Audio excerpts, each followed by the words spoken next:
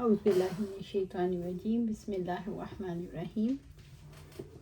سورۃ آل عمران آیا 166۔ وما اصابکم یوم التقی الجمعان فبإذن اللہ، اور جو مصیبت تمہیں پہنچی جس دن دو جماعتیں آپس میں ٹکرائی تھیں تو وہ اللہ کے حکم سے تھی۔ غزوہ احد میں جو نقصان پہنچا وہ اللہ تعالیٰ کے حکم سے تھا۔ اس میں کیا حکمت تھی؟ احد کے نقصان سے یہ سمجھانا مطلوب تھا کہ رسول کی نافرمانی کیسے ناکام کروا سکتی ہے۔ اس کا ایک مقصد یہ بھی تھا کہ مومن اور منافق الگ الگ ہو جائیں، وَلِيَعْلَمَ الْمُؤْمِنِينَ، اور تاکہ مومنوں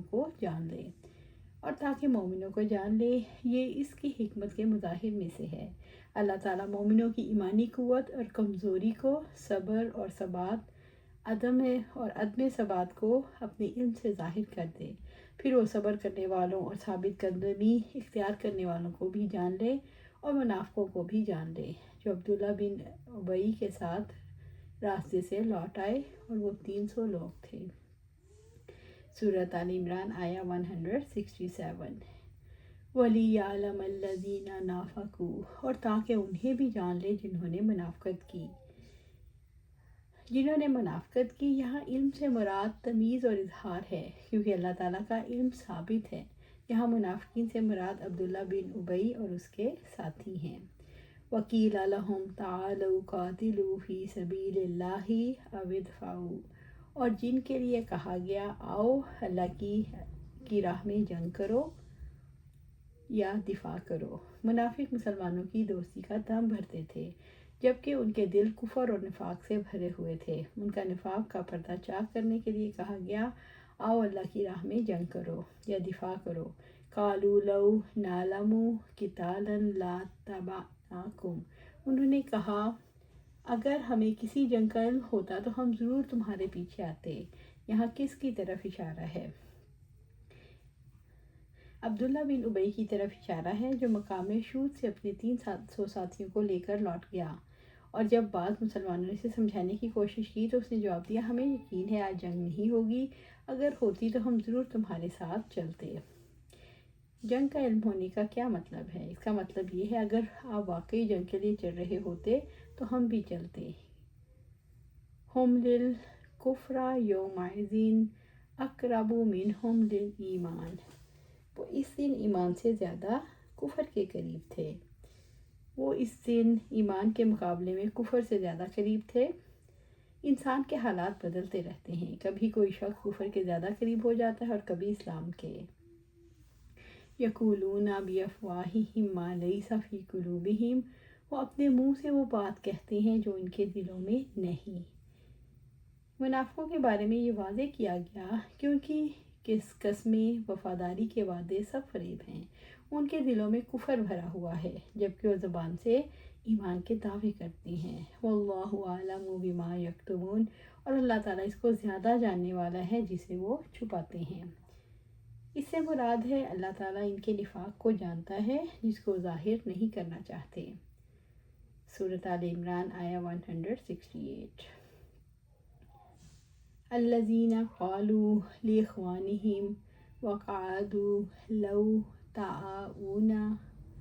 طاؤونا ما قتلوا، یہ وہ لوگ ہیں جو خود بیٹھے رہے اور اپنے بھائیوں کے بارے میں کہا اگر وہ ہماری مانتے تو وہ نہ مارے جاتے۔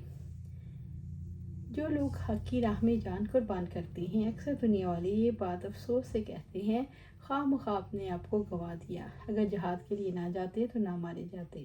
یہ نادانی کی بات ہے، اس لیے جو لوگ اللہ کی راہ میں اپنا سب کچھ قربان کر دیں وہی اللہ کے انعامات کے مستحق قرار پاتے ہیں۔ لوگ صرف اللہ کی راہ میں نہیں اپنے بستروں پر بھی مرتے ہیں۔ موت کو تو ایک وقت مقرر ہے، کسی کے پاس ہونے یا نہ ہونے سے کوئی فرق نہیں پڑتا۔ قُلْ فَادْرَءُوا عَنْ أَنفُسِكُمُ الْمَوْتَ إِن كُنتُمْ صَادِقِينَ، آپ کہہ دیں پھر موت کو اپنے آپ سے ہٹا کر دکھا دو اگر تم سچے ہو۔ موت کا تو ایک وقت مقرر ہے، وہ اپنے وقت پر آنے والی ہے۔ انسان خواہ راستے میں ہو یا دوسرے راستے میں، وہ کسی حالت میں موت کے انجام سے نہیں بچ سکتا۔ سورۃ آل عمران آیا 169۔ وَلَا تَحْسَبَنَّ الَّذِينَ قُتِلُوا فِي سَبِيلِ اللَّهِ أَمْوَاتًا بَلْ أَحْيَاءٌ، اور جو لوگ اللہ تعالیٰ کی راہ میں قتل ہو گئے انہیں تم مردہ نہ سمجھو بلکہ وہ زندہ ہیں۔ جو لوگ اللہ سبحانہ تعالیٰ کی راہ میں قتل ہو گئے انہیں مردہ نہ سمجھو بلکہ وہ زندہ ہیں، شہید مردہ نہیں ہوتے۔ صحیح حدیث کے مطابق ان کی روحیں سبز پرندوں کی پوٹوں میں ہوتی ہیں، وہ جنت کے پھل کھاتی ہیں اور عرش کے ساتھ معلق قندیلوں میں پناہ لیتی ہیں، اور اللہ نے ان کو جو عزت کی ہے وہ اس سے خوش ہوتے ہیں۔ عند ربہم یرزقون، اور اپنے رب کے پاس رزق دیے جاتے ہیں۔ صحابہ رضی اللہ اجمعین نے کہا وہ جنت کے پھلوں کا رزق پائیں گے اور وہ اس کی خوشبو پا رہے ہیں۔ سورۃ آل عمران آیا 170۔ فریحین بما آتاہم اللہ من فضلہ، اللہ تعالیٰ نے اپنے فضل سے انہیں جو دیا ہے اس پر وہ خوش ہیں۔ جس خیر، عزت اور رزق کو شہید پا رہے ہیں اس پر وہ بہت خوش ہیں۔ اللہ تعالیٰ نے اپنی راہ میں قتل ہونے والوں کے لیے کن انعامات کا اعلان کیا؟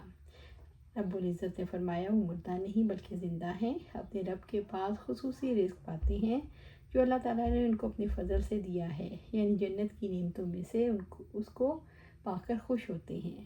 وَيَسْتَبْشِرُونَ بِالَّذِينَ يَلْحَقُونَ بِهِم مِّنْ خَلْفِهِمْ، اور جو ان کے پیچھے سے ان کے ساتھ نہیں ملے وہ ان پر خوشی محسوس کرتے ہیں۔ نبی صلی اللہ علیہ وسلم نے شہداء کے بارے میں بشارت دی۔ جابر بن عبداللہ رضی اللہ عنہ فرماتے ہیں کہ آپ صلی اللہ علیہ وسلم مجھے ملے اور فرمانے لگے ہیں جابر کیا وجہ ہے میں تمہیں پریشان دیکھتا ہوں۔ میں نے عرض کیا اللہ کے رسول صلی اللہ علیہ وسلم میرے والد احد کے روز شہید ہو گئے اور اپنے پیچھے عیال بچیاں اور قرض چھوڑ گئے۔ آپ صلی اللہ علیہ وسلم نے فرمایا کیا میں تمہیں خوشخبری نہ سناؤں؟ اللہ تعالیٰ نے کس طرح تمہارے والد سے ملاقات کی ہے؟ میں نے عرض کیا اللہ کے رسول صلی اللہ علیہ وسلم جی ضرور۔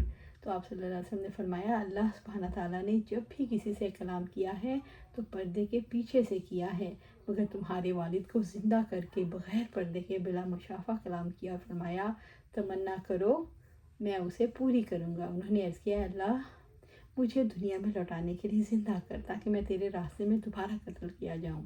تو اللہ سبحانہ تعالیٰ نے فرمایا میری طرف سے فیصلہ ہو چکا ہے، وہ دوبارہ دنیا میں نہیں لوٹیں گے۔ جابر رضی اللہ عنہ نے فرمایا یہ آیت وَلَا تَحْسَبَنَّ الَّذِينَ قُتِلُوا فِي سَبِيلِ اللَّهِ أَمْوَاتًا اسی بارے میں نازل ہوئی۔ اللہ خوف علیہم ولا ہم یحزنون، کہ ان کے لیے نہ کوئی خوف ہے اور نہ ہی وہ غمگین ہوں گے۔ کوئی خوف اور غم نہیں ہوگا، تمنا کے مطابق زندگی ہوگی۔ اللہ سبحانہ تعالیٰ سے دعا ہے ہمیں بھی ان میں شامل فرمائے۔